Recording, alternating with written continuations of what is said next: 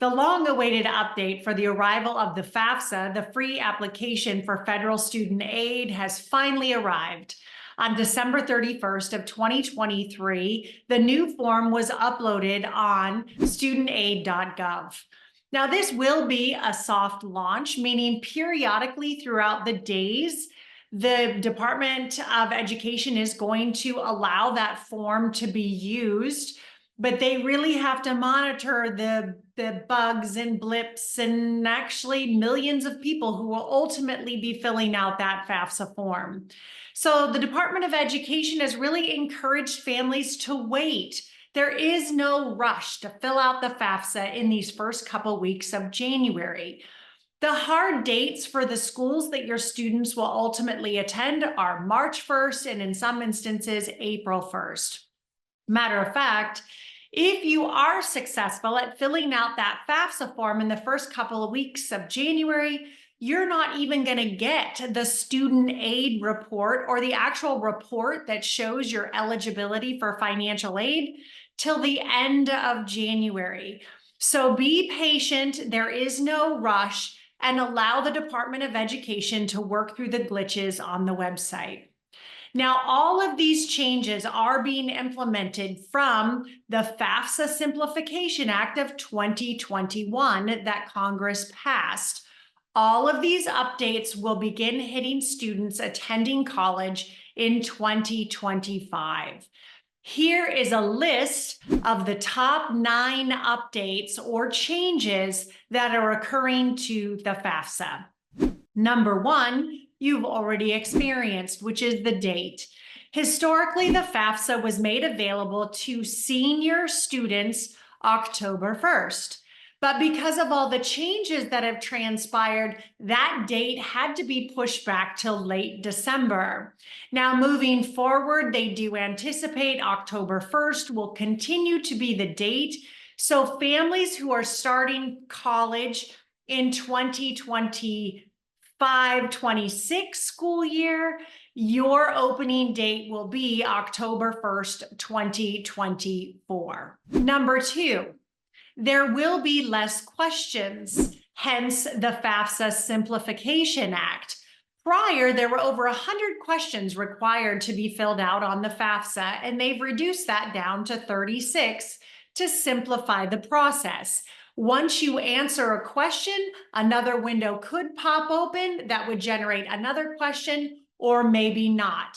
Much fewer questions will be on the FAFSA, depending on your financial situation. Number 3, the term EFC, or expected family contribution, has now been changed to SAI, or Student Aid Index. The Department of Education feels that Student Aid Index is really more representative of the term itself. You see, prior, families would only think they would be expected to pay the EFC.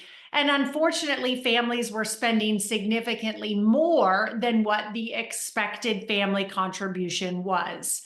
So the rebranding of EFC to SAI, or Student Aid Index, is an attempt to have this term more accurately reflect what families are getting or what students are eligible for financial aid.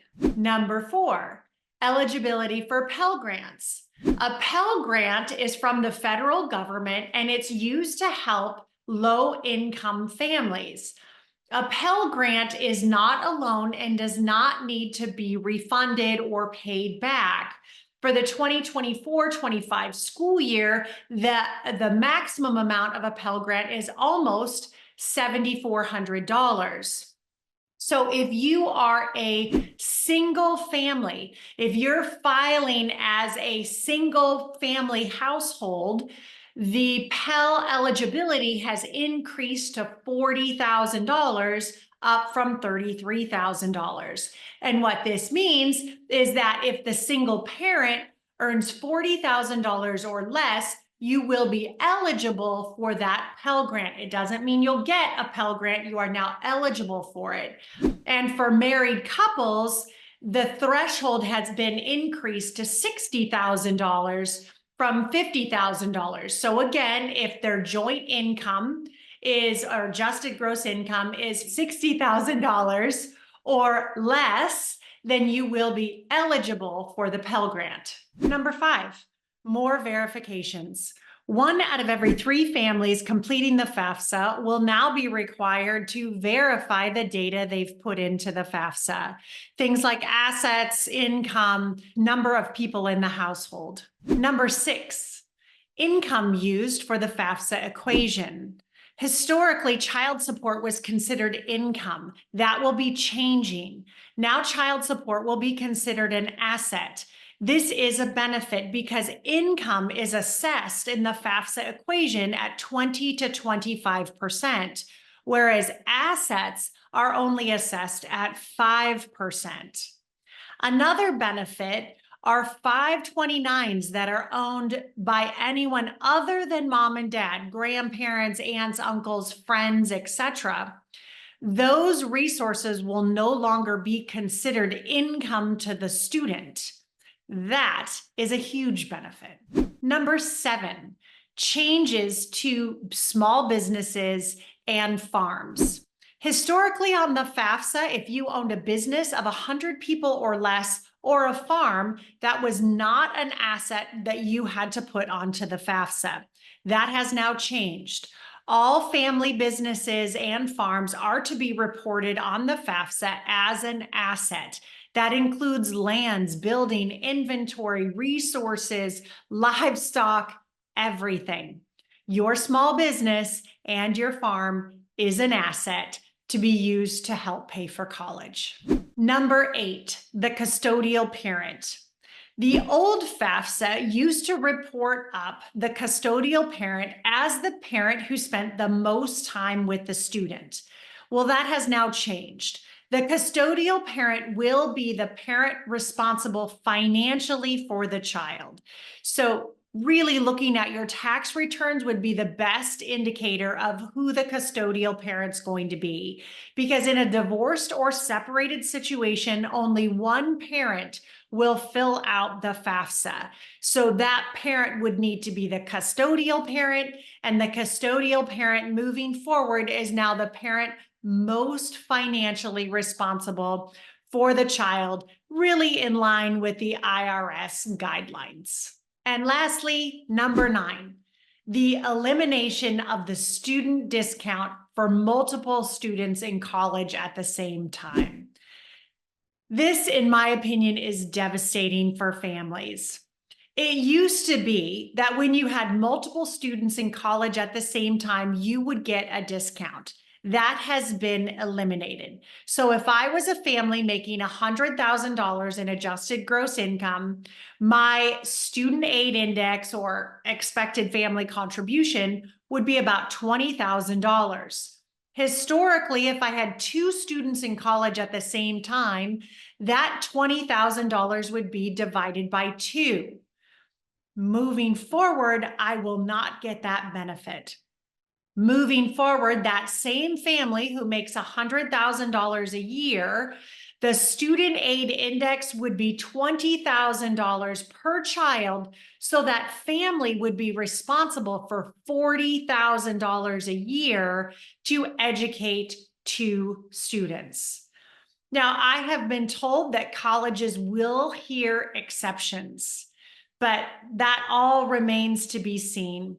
Please remember, the school gets to decide how much money they want to give you. If your student is a scholar and they want them at their university, remember it's money, grants, scholarships, financial aid that they use to help entice the family to come to their school. If they're not interested in having your student at their school, they don't have to help you. Now, more than ever, families are being expected to pay for this benefit of college for their children. In some instances, you can get help from the federal government, the state government, and the school in which your student ultimately goes. But understanding what you're expected to pay, understanding that number early will go a long way in the success of college financial planning. If I can be of any assistance to families out there that are looking to save and pay for college, please don't hesitate to reach out. You're welcome to subscribe to my channel. I have lots of educational information, or please reach out to me directly. I am so excited to help families who want to be successful financially on this college journey. Good luck to you.